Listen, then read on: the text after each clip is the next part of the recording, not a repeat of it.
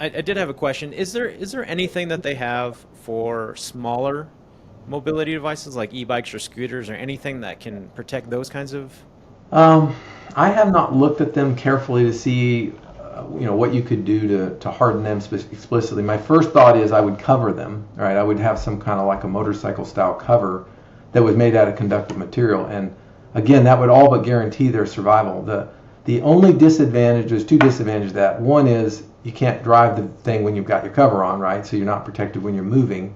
And the other is that covers are very expensive. The material is just crazy expensive. So a cover for like an e-bike might be, I don't know, $800 or something like that for a conductive cover.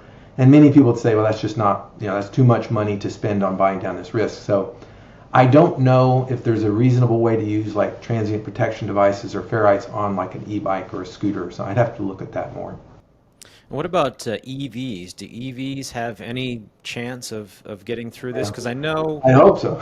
you I can't you have can't one. do so much on them.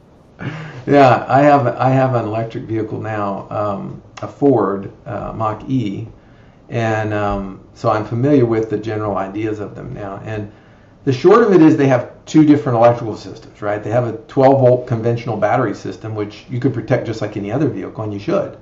But then they also have this high voltage lithium battery system that's not in any way for you to mess with. You don't want to get in there and mess with that high voltage lithium battery system.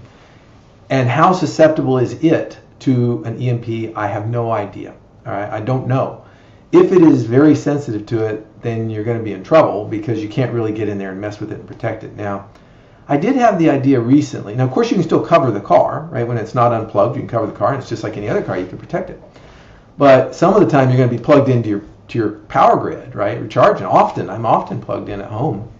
So I did have the idea. A very useful product would be a transient protection device that goes between the plug of your cord and the plug on the car. You intercept it there and drain it to some sort of ground. So that's something I'm going to look at, but I'm not aware of anything like that now that exists. So the short answer is there's still, I think it's more risky. I think EVs are riskier and more susceptible than a combustion burning, a regular car. But I don't know how much more. I'm not really sure yet. And maybe there's some steps we can take to protect them. So maybe in terms of a spectrum or scale, your pre-1990 cars are pretty robust to anything Yeah. prior to fuel injection, and then everything that's modern for the most part is going to need some type of device to it. Hybrids you could probably do something with because it is still a hybrid motor that you could protect, and then EVs are kind of at the further end of the spectrum that we don't have a whole lot for at this point. Yeah, and we don't have a lot of data either. I mean, I have read there are built-in surge protection devices in EVs, in electric vehicles. And that makes sense, of course, because you're going to get surges on your power lines, right? And you don't want to damage this expensive battery system. So I suspect that is true. The question is how robust are they, and are they meant to withstand, really big events? I just don't know.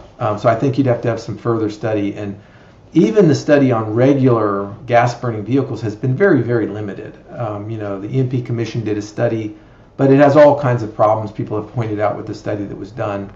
So the only takeaway people came away with was, yeah, you can damage cars with an EMP. I'd say take that away, but anything above and beyond that was kind of in question. What percentage of vehicles, what's most important, what kinds are most susceptible, least susceptible?